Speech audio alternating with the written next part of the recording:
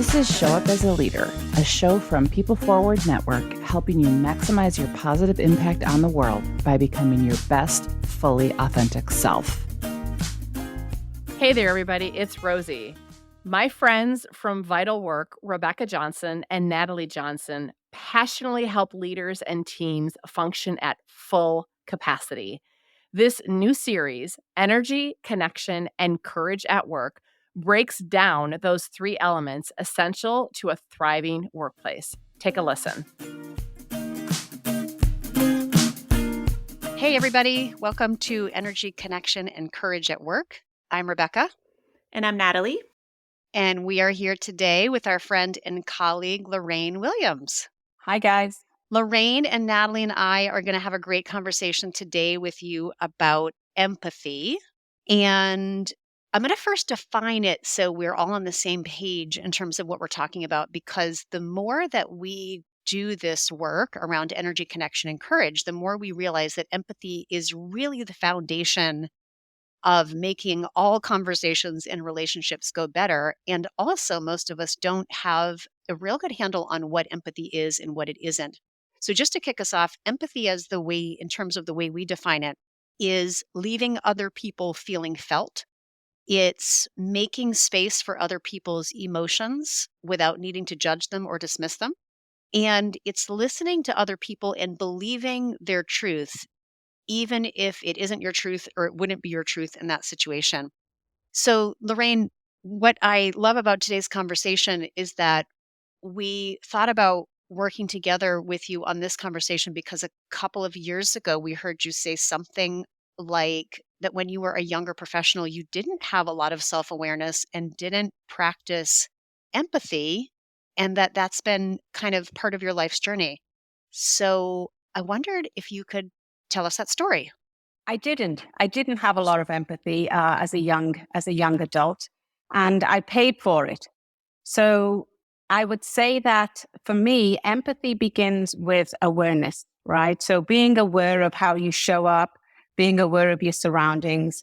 And like many folks, especially young folks, I wasn't very aware when I was younger. I was more self-centered, I guess. I don't even like the word self-centered, but I guess I was more self-centered. And as I moved through the workforce over the years, I started to learn empathy. I started to see it practiced.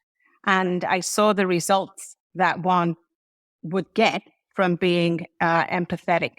And like anything else, it's a skill. I worked hard at it, and I've worked very hard at it over the last 10 years. And I feel because of that, I've been extremely more successful than I could have ever been without it. Lorraine, do you have any examples that you could share with us of a time when that was happening? Yeah, being in the workforce, I actually worked for an organization with 1,400 people that I've not long come out of. And when you're working with that amount of people, there's an opportunity for empathy every day. There's an opportunity to display empathy, and there's also huge opportunities to have empathy misses. As the executive director, I had 16 people working for me, and I was practicing empathy probably on a daily basis. And one story in particular comes to mind right now. We were hiring for a position, a service desk position. We hired a whole bunch of people, and we selected one gentleman. He ticked all of the boxes, and he came to work for us. And I think maybe, 4-6 weeks in, I had a meeting with him just to go over some generalities in the workplace. And one of those items on the list was asking him to do a Myers-Briggs assessment along with core values, which I did on all of my people, including myself.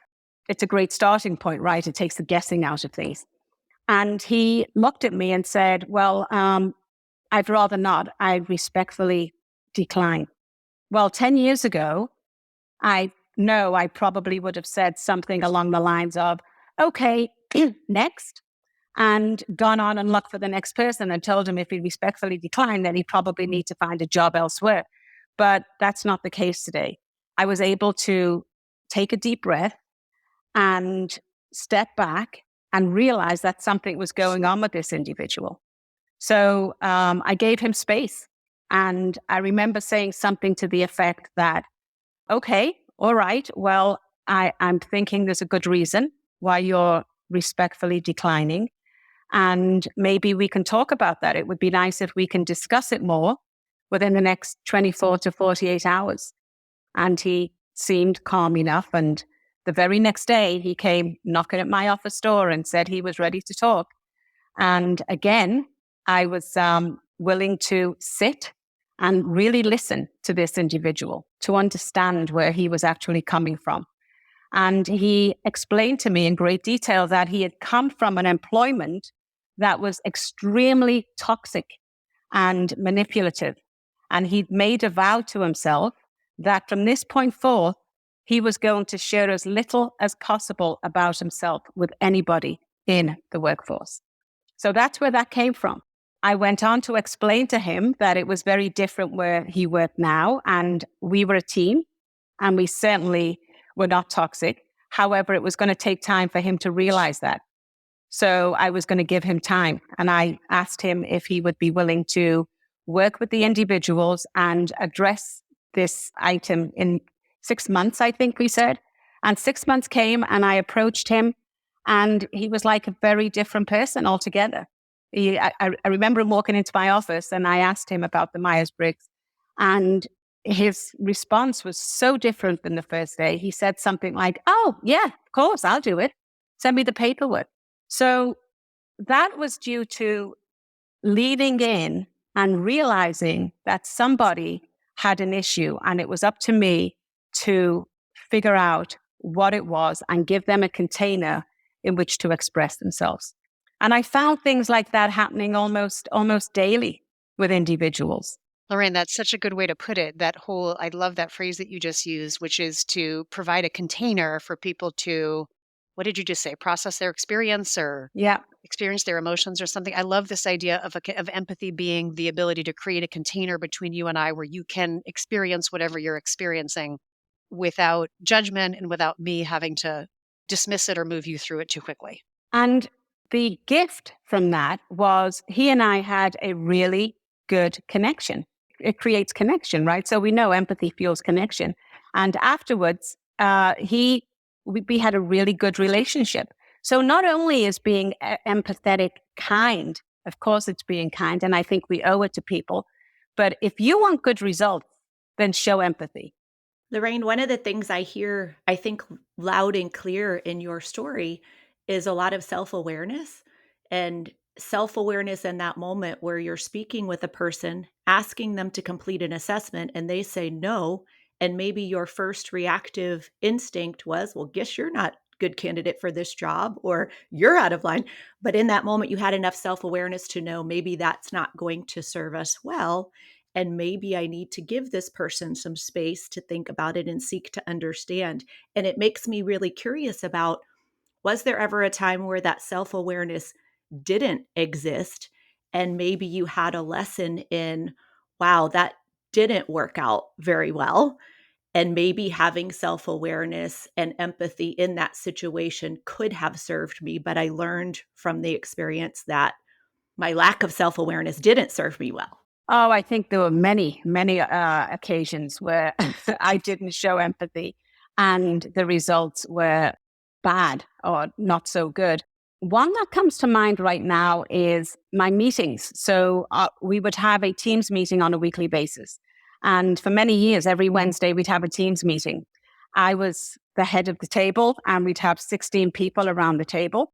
Right there, that wasn't a good idea, but I'll park that for a second. Me being the head of the table wasn't a good idea. IT, a lot of introverts in IT.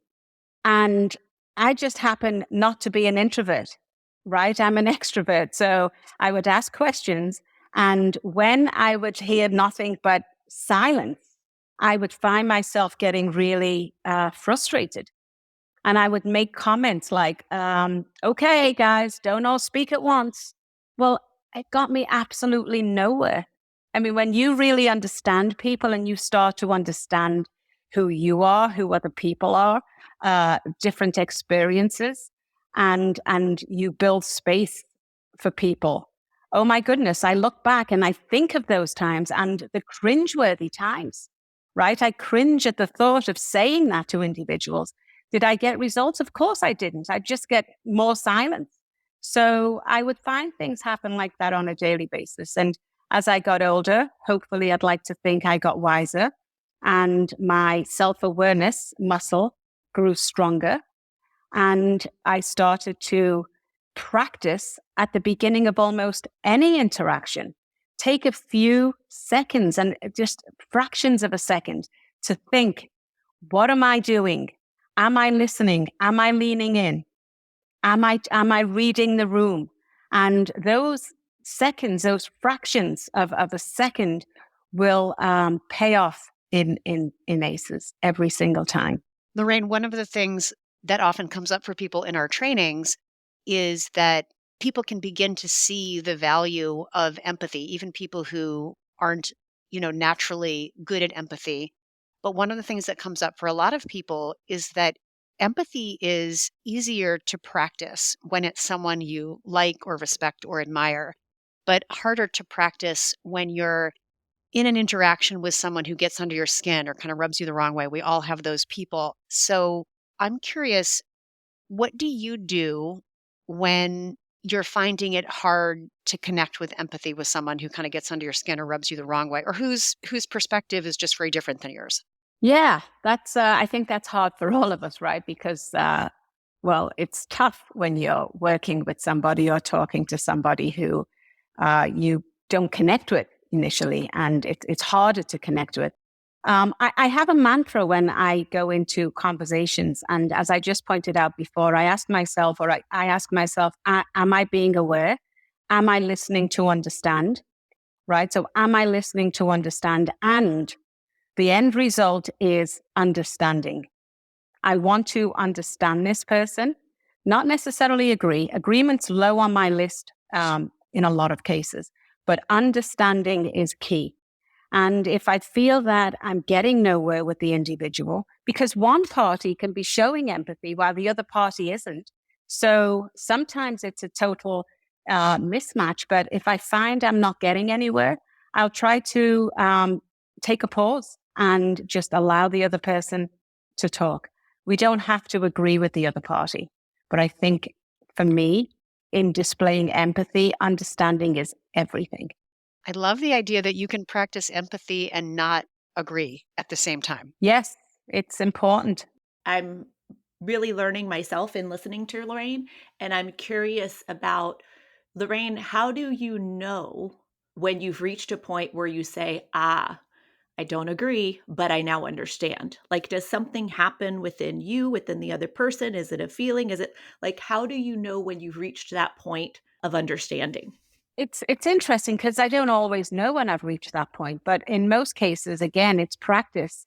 And when you feel like you're on this hamster wheel and you're just going around and around and around, sometimes you just need to step back. And if it's an employee, if it's in the workplace, for instance, this is a good time to say, okay, I don't think we're getting anywhere right now. I think emotions might be heightened. Let's take a break. Let's take a break and let's pick up again tomorrow. If it's something that is important, that needs to be done or taken care of, we can do that more in the workplace, right? So let's just pick this up tomorrow when we're not as empathetically fatigued, maybe, right? When we can come at it with a clearer outlook. So that happens often. I also find that some individuals, not often, but it does happen where you are having an interaction with somebody and they won't listen and they keep talking over you and they're talking at you. And that's hard, right? And it's frustrating. So I normally make a little deal up front before we get together. I've done this so many times in the workplace where somebody's come in and it's we're going to have an interaction. And I've said to them, okay, I know we need to talk. I know you'd like to talk to me. So it's dialogue, right? So are we both on the same page that this is dialogue, not monologue, which means I'm going to listen to you. I'm going to really lean in and listen to you. And then it's going to be my turn. And I hope that you can really listen to me And then we're going to go back and forth. And if I set the stage sometimes, which it's, like I said, it's easier to do in the workplace than to do with somebody out on the street, then that normally works because we're priming the individual that I'm going to listen to you. I want to see you. I want to hear you. I want to feel you. And I hope that you will reciprocate. I keep thinking about how energy and connection and courage all play a part in this conversation around empathy, because I've heard so many examples in what you've said, Lorraine. Everything from, wow, where is each individual's energy when they have this conversation? Are they in a good place, especially mentally and emotionally to start with? I've heard you mention a couple times the importance of, what if I'm having a conversation with a person, and maybe this is your example where there hasn't been connection established yet, and that might be a different conversation than establishing empathy with, what Rebecca mentioned, with someone that you trust and respect, and they don't get under your skin, and then the courage it takes to actually be responsive and lean in and recognize that you need to seek to understand and maybe not seek to agree. And I've just heard so many examples of all three of those playing a big part in creating empathy. Absolutely. I think if we practice empathy, because it's something that we have to practice, it's a behavior that develops over time. I think if we practice it really well and we go in intentionally to practice empathy, we breed courage, right? It creates connection. We know that. So it's the right energy because we're going in there with the right energy. And we are creating that connection. And it gives the other party the courage to speak up. When somebody, as you mentioned earlier, Rebecca, feels felt, right? When somebody feels felt, then there's nothing better, right? There's nothing warmer than feeling felt. And I think that it clearly breeds connection, but it also breeds courage. Yeah, it does. It's like it makes the conditions in which people are much more likely to do the brave thing, the thing that feels a little risky and brave. So, Lorraine, that's a good segue because, as you know, we wrap our podcast with a couple things, and one of them is the one big thing. And the one big thing is an idea, a practice, a strategy that our audience could take away from today. So, if you had to name one big thing that you might offer our audience to practice around empathy or to consider, what would that one thing be? So here's my one big thing.